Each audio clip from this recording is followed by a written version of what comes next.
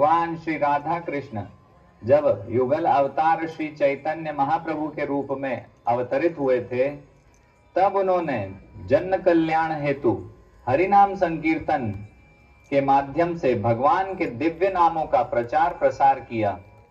श्री चैतन्य महाप्रभु के 6 प्रमुख शिष्य जो षड गोस्वामी के नाम से जाने जाते हैं, श्री चैतन्य महाप्रभु के आदेश पर वृंदावन जाते हैं और वृंदावन के जो लीला स्थली एवं विग्रह लुप्त हो गए थे, उन्हें पुनः खोजकर पुनः स्थापित करते हैं एवं शास्त्रों की रचना करते हैं।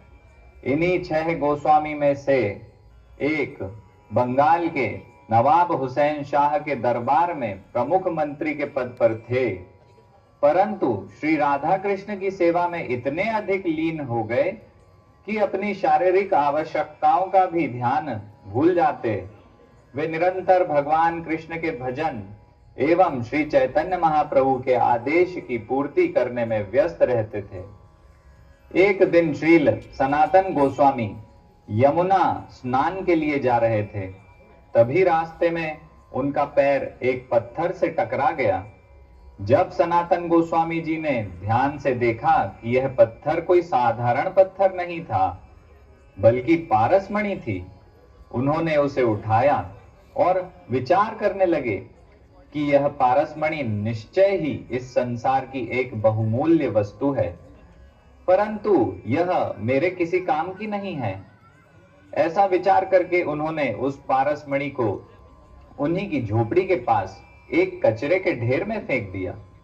परंतु कथा समाप्त नहीं होती है, क्योंकि इस संसार में भला पारसमणि किसे नहीं चाहिए।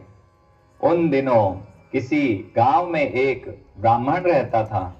वह बहुत निर्धन था, परंतु शास्त्रों का ज्ञाता था। वह अपनी निर्धनता के कारण बहुत दुखी था। वह जहां कहीं भी सहायता मांगने जाता था, वहां उसे तिरस्कार का ही सामना करना पड़ता था। तो आइए हम इस नाट्य प्रस्तुति से जानते हैं कि आगे क्या हुआ।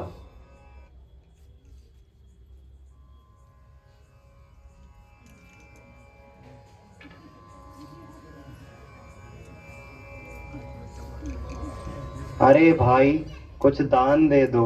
मैं एक ब्राह्मण हूँ, तो मैं बहुत पुण्य मिलेगा। अरे जा यहाँ से, देखता नहीं हम अभी कितने व्यस्त हैं। जा कहीं और जाकर मांग, अभी मुझे बहुत स्वर्ण जीतना है। अरे भाई, ये जुआ क्यों खेल रहे हो? ये जुआ खेलना महापाप है। इससे तुम्हें नरक में जाना पड़ेगा। ओ ब्राह्मण देव, हमें तुम्हारा कोई ज्ञान नहीं चाहिए। जब हाथ में सोना आता है तो यहीं स्वर्ग का आनंद आ जाता है। परंतु भाई, मृत्यु के बाद तुम इस सोने का क्या करोगे? तब तो तुम्हें नरक में धकेल दिया जाएगा। लगता है तू ऐसे नहीं मानेगा।